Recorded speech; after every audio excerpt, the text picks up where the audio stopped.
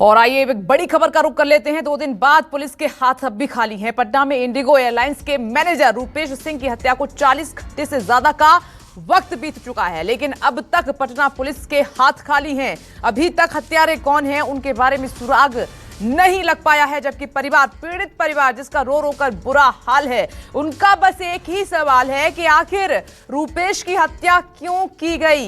ये बहुत ज्यादा मर्डर की जो कड़ियां हैं एक दूसरे से उलझी हुई हैं, कब ये खुलेंगी किसी को नहीं मालूम। ये 5 तस्वीरें इस वक्त आपकी टीवी स्क्रीन पर है। कहां है मास्टरमाइंड? कुछ संदिग्धों की गिरफ्तारी जरूर हुई है। तो राजधानी में हुए इस तरह के सरेआम मर्डर में भी पटना पुलिस अब तक मुख्य कातिल तक नहीं पहुंच पाई। हालांकि इस बीच एसआईटी ने 3 संदिग्धों को हिरासत में जरूर ले लिया है, जिससे कि पूछताछ जारी है, लेकिन अब तक कोई ठोस सुराग हाथ नहीं लग पाया है। जांच के दौरान पुलिस ने अब तक करीब 2000 मोबाइल नंबर्स की डिटेल इकट्ठा की है, खंगाली है, जबकि करीब 250 से ज्यादा लोगों से लगातार पुलिस पूछताछ कर रही है।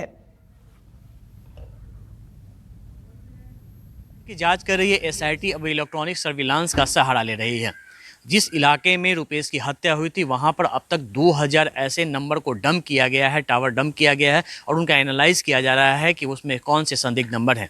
उसमें एक नंबर गाजीपुर का भी मिला है जो घटना के कुछ देर पहले तक वहां एक्टिव था और उसके बाद उसका लोकेशन हाजीपुर की तरफ गया है। इसके अलावा करीब अभी तक 250 से ज़्यादा लोगों से पूछताछ भी की गई है। इनमें एयरपोर्ट के कर्मचारियों से लेकर उसके इलाके के रहने वाले लोग तक शामिल हैं। लेकिन पटना पुलिस ने अभी तक इस बात का खुलासा नहीं किया है कि इन लगातार जांच के बाद क्या नतीजे निकले हैं। कैमरामैन सनी के साथ अमिताभ ओझा, पटना न्यूज़ 24। पटना में रुपेश हत्याकांड की गुत्थी को सुलझाने में पटना पुलिस 36 घंटे के बाद भी विफल रही है। अभी तक पुलिस के हाथ कोई ठोस सुराग नहीं लगे हैं। हालांकि कई बिंदुओं पर जांच चल रही है, लेकिन उसमें भी पुलिस के हाथ ये पता नहीं चल पाया है कि इस घटना का मुख्य कारण है। हालांकि सीसीटीवी फुटेज के आधार पर 3 संदिग्धों को डिटेन किया गया है, जिनसे लगातार पूछताछ कर रही है। जबकि इस मामले की जांच के लिए पटना में एसआईटी के अलावा एसटीएफ को भी लगाया गया है और पटना सहित 3 जिलों में लगातार छापेमारी भी चल रही है। कैमरामैन सनी के साथ अमिताभ ओझा, पटना न्यूज़ 24। तो आप देख रहे हैं कि पुलिस के हाथ सीसीटीवी फुटेज भी लगे हैं और साथ ही 3 संदिग्धों को हिरासत में भी लिया गया है, लेकिन इसके बावजूद भी पुलिस के हाथ खाली हैं। अपडेट के लिए सीधे रुख करेंगे। हमारे साथ इस वक्त आप देख रहे हैं टीवी स्क्रीन पर अमिताभ ओझा नजर आ रहे हैं और साथ ही इधर सौरभ कुमार भी हैं। अमिताभ, सबसे पहले आपके पास आते हुए, अभी तक तो परिवार को ये तक नहीं मालूम है। अमिताभ, सवाल यही जहन में उठ रहा है कि आखिर रूपेश की हत्या क्यों की गई है? ऐसी किसी से क्या रंजिश थी? ऐसी किसी से क्या दुश्मनी थी? और पुलिस के हाथ अब भी खाली हैं। बिल्कुल, देखिए ये सवाल बिल्कुल परिजनों का ही जायज है और पुलिस भी लगातार पिछले 2 दिन से इसी सुराग की तलाश में लगी है कि रुपेश की अदावत किससे थी और इस घटना को किसने अंजाम दिया। प्रोफेशनल शूटरों का इस्तेमाल किया गया तो आखिर कॉन्स्पिरेटर कौन है, किसने ये सुपारी दी? क्योंकि अभी तक जो जानकारी सामने आई है, जो जांच आई है, उससे ये तो बिल्कुल स्पष्ट हो चुका है कि प्रोफेशनल शूटरों ने इस पूरी वारदात को अंजाम दिया था और वो कई दिनों से उनकी रेकी भी कर रहे थे। पटना पुलिस की 2 दिन की तफ्तीश के दौरान करीब उस इलाके में जहां पे घटना हुई थी, मोबाइल टावर से 2000 से ज्यादा नंबरों को डंप किया गया था, उनकी लोकेशन ली गई थी, कई संदिग्ध नंबरों पे काम भी चल रहा है। इसके अलावा जो एयरपोर्ट पे कैमरे लगे हुए थे, वहां भी पुलिस ने करीब कल 5 घंटे तक वहां तफ्तीश की, वहां कई संदिग्धों को देखा गया, वहां पे ये तलाश करने की कोशिश की गई, उसमें भी कुछ ठोस सुराग नहीं लगे।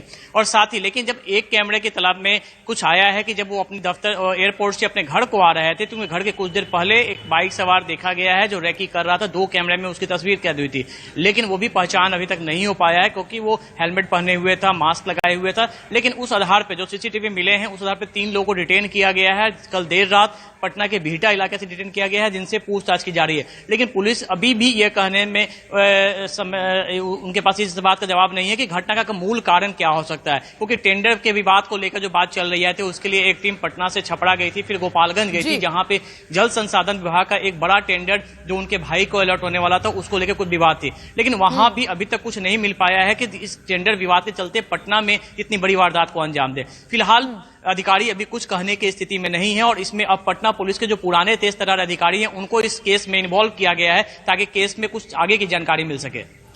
अमिताभ, देखिए ना कि पुलिस सबसे ज्यादा शातिर होती है और तेज तर्रार अधिकारी इन्वेस्टिगेट कर रहे हैं इस पूरे मर्डर केस को, लेकिन जो कातिल हैं वो पुलिस से ज्यादा शातिर नजर आ रहे हैं। सौरभ, आपके पास आते हुए, देखिए, ये रुपेश के बारे में कहा जाता है कि वो बहुत मददगार थे। पटना में अपनी फैमिली के साथ रहते थे, बाकी के मेंबर रहते थे छपरा में, वहां पर वो अक्सर जाया करते थे और मदद किया करते थे। ये जो टेंडर की बात सामने निकल कर आ रही है, वो एक प्रमुख कड़ी सौरभ इस मामले में हो सकती है। जी बिल्कुल हो सकती है। जिस तरीके से अगर पिछले 5 सालों में अगर रुपेश का कैरियर देखें तो काफ़ी ऊंचाई तक गया था, और उसके बाद वह बीच बीच में यानी पर्व त्यौहार में अपने गांव भी जाते थे। उनकी मंशा यह भी थी कि वह अपने अपने घर के तरफ से यानी अपने क्षेत्र के तरफ से चुनाव भी लड़े। तो निश्चित तौर पर कई ऐसे पहलू हैं जिस पर पुलिस लगातार जांच कर रही है। सबसे बड़ी बात है कि अगर पिछले 2 सालों से देखें तो उन्होंने अपने बड़े भाई के नाम पर एक कंपनी बनाई थी और लगातार ठेका का काम कर रहे थे। तो निश्चित तौर पर यह भी एक बड़ा कारण हो सकता है। पुलिस उस स्थिति में भी जांच कर रही है, लेकिन फिलहाल जांच की जो दिशा है वह 2 तरफ घूम रही है कि आखिर रीजन क्या था, यानी कोई कहीं उनकी पर्सनल दुश्मनी तो नहीं थी। पुलिस लगातार एयरपोर्ट के जितने भी कर्मचारी हैं उनसे पूछताछ कर रही है। इसके अलावा जो रुपेश से रिलेटेड जो लोग थे उनसे भी लगातार पूछताछ हो रही है। और दूसरी तरफ अगर बिहार में सियासत भी जमकर हो रही है, एक तरफ विपक्ष लगातार नीतीश कुमार के लिए इस्तीफे की मांग कर रही है, तो दूसरी तरफ बीजेपी काफी हमलावर है। बीजेपी का यह कहना है कि अगर नीतीश कुमार से नहीं हो रहा है, यानी बिहार पुलिस से अगर अक्षम है इस केस को सुलझाने में, तो यह केस सीबीआई के हाथों सौंप देनी चाहिए। जी सौरभ, सियासत को हम एक तरफ रखेंगे, सियासत की बात नहीं करेंगे। अभी तो दुखों का पहाड़ परिवार पर टूटा है, वो बिलख रहा है, रो रहा है, लेकिन कातिलों का अभी तक कोई सुराग हाथ नहीं लगा है। और इधर कल रुपेश का शव सारण स्थित उनके पैतृक गांव संवरी पहुंचा और अपने लाल का शव देखते ही परिजन बिलख पड़े, रो पड़े। परिजनों का रो रो कर बुरा हाल है। ये 3 तस्वीरें हम आपको दिखा रहे हैं। बाद में सरयू नदी तट पर उनका अंतिम संस्कार कर दिया गया। 5 वर्षीय बेटे ने रुपेश को मुखाग्नि दी और रुपेश के अंतिम संस्कार के दौरान बिहार के स्वास्थ्य मंत्री मंगल पांडे और सारण के डीएम समेत कई लोग वहां पर मौजूद थे। हम लोग को तो पता नहीं है दुश्मन कौन था। ये तो अब जब हम लोग को जानकारी नहीं है कि दुश्मन कौन था, दुश्मन था तभी ना गोली मारा है। अच्छा, छुट्टी से आए तो बातचीत हुई थी आपकी? अभी जब छुट्टी मना कर आए तो नहीं, वो जब अभी एथी से आए थे, गोवा से आए, तो गोवा में थे तो बात हुई थी, लेकिन गोवा से आए, गोवा को तो शाम को आए और सुबह एयरपोर्ट गए, शाम को लौटे थे।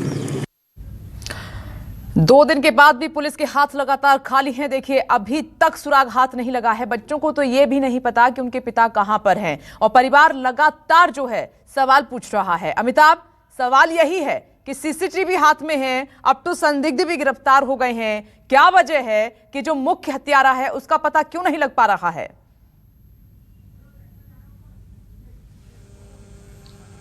देखिए, इसमें जो टीम जो गोपालगंज गई थी, छपरा गई थी, और जो जिस तरीके से कल से टेंडर को लेकर जो विवाद चला तो उसको लेकर देखिए, लेकिन उसमें एक बड़ा सवाल ये हो रहा है कि जब किसी को मारना तो हर सप्ताह में 2 दिन रुपेश अपने गांव जरूर जाते थे, तो उस इलाके में भी उन्हें हत्या कर सकता था। और ये सब पटना पुलिस के लिए ये बात नहीं पच रही है कि गोपालगंज या फिर सीवान या फिर छपरा का जो अपराधी है पटना में आके इतना रेकी करके इनकी हत्या करे। फिलहाल इसमें शक का जो है जा रहा है, जो पेशेवर जो शूटर हैं वो उनके लेकर पटना के बेउर जेल में बंद एक गैंगस्टर और हाजीपुर जेल में बंद एक गैंगस्टर से भी पूछताछ हुई है, क्योंकि दोनों गैंगस्टर लगातार सुपारी किलिंग का काम करते थे। और यही गैंग था जिसने कुछ दिन पहले बंगाल के मुर्शिदाबाद में ठीक इसी तरीके से बीजेपी के एक नेता की हत्या हुई थी, उसमें भी इस गैंग के शूटर पकड़े गए थे। तो फिलहाल पुलिस उन संभावनाओं को भी तलाश कर रही है। दूसरा की जो बैलिस्टिक रिपोर्ट है उसमें आया था कि .7.65 की गोली से इन्हें मारा गया था। जनरली वो रेगुलर जो लाइसेंसी पिस्टल होता है या फिर जो मेड इन मुंगेर पिस्टल होता है उसका इस्तेमाल होता है। तो इस घटना में मेड इन मुंगेर पिस्टल का इस्तेमाल किया गया था, और इसको इस्तेमाल करने वाले जो गैंग है वो पटना में 4-5 गैंग है, और उन गैंग से जुड़े लोगों को भी तलाश की जा रही है। लगातार पुलिस हर संभावनाओं पे तलाश कर रही है, लेकिन अभी तक बड़ा आश्चर्य की बात है कि अभी तक कोई वैसा सुराग उनके हाथ नहीं लगा है जिससे ये लीड ले सके कि इस घटना में क्या कारण क्या है और इस घटना का कॉन्सिपरेटर कौन है। कई लोगों से जिस तरीके से शुरुआत से लेकर अब तक आप बता रहे हैं कि प्लानिंग बहुत पुख्ता थी, कई दिनों से रेकी की जा रही थी और शार्प शूटर्स का इस्तेमाल इसमें किया गया है तो जाहिर सी बात है कि कोई बड़ा ही ये हत्यारा है, अपराधी है, लेकिन पुलिस को जल्द से जल्द उसके गिरेबान तक पहुंचना होगा। और इधर रूपेश हत्याकांड में सियासत भी जोरों पर है। सुनिए नेता प्रतिपक्ष तेजस्वी यादव और बीजेपी प्रवक्ता शाहनवाज हुसैन ने क्या कुछ कहा है। कि पटना जो राजधानी है, इतने पॉश इलाके में कितना किलोमीटर होगा? 2 किलोमीटर होगा सीएम हाउस से। 2 किलोमीटर दूर सीएम हाउस से ये घटना को अंजाम दिया जाता है। एक व्यक्ति नहीं बल्कि 2-3 व्यक्ति आकर के 15-15 राउंड गोली चलाते हैं और अब तक जो है कोई कार्रवाई नहीं की जाती। हम बार बार कह रहे हैं कि मुख्यमंत्री जी से, नीतीश कुमार जी से अब बिहार संभालने वाला नहीं है। अगर विभाग नहीं संभाल रहा तो किसी और को दे दें विभाग। इंडिगो के पटना के स्टेशन मैनेजर रूपेश कुमार की जिस तरह से हत्या हुई, इतना निर्दयता से, इसको कभी क्षमा नहीं किया जा सकता। बिहार में कानून का राज है, सुशासन है, हमारी सरकार है। जो अपराधी हैं वो बख्शे नहीं जाएंगे। वो कहीं भी होंगे, पाताल में भी तो उनको तलाश कर निकाला जाएगा और उनको फांसी के उसको सूली पर चढ़ाया जाएगा। रूपेश कुमार बेहतरीन इंसान थे, हम सबके मित्र थे। पटना में कोई भी व्यक्ति जाए उसको वो बहुत हंसकर मिलते थे। उनका किसी से बैर हो ही नहीं सकता। इसके पीछे क्या राज है, बिहार की जनता जानना चाहती है और मुझे पूरी उम्मीद है कि नीतीश कुमार जी के नेतृत्व में वो न्याय मिलेगा। और सौरभ, ये सवाल मेरा आपसे है। मैं नेताओं को सुन रही हूं तो सवाल जहन में ये उठता है कि सियासत करना जरूरी है क्या? क्या मदद परिवार को इंसाफ दिलाने के लिए नहीं हो सकती?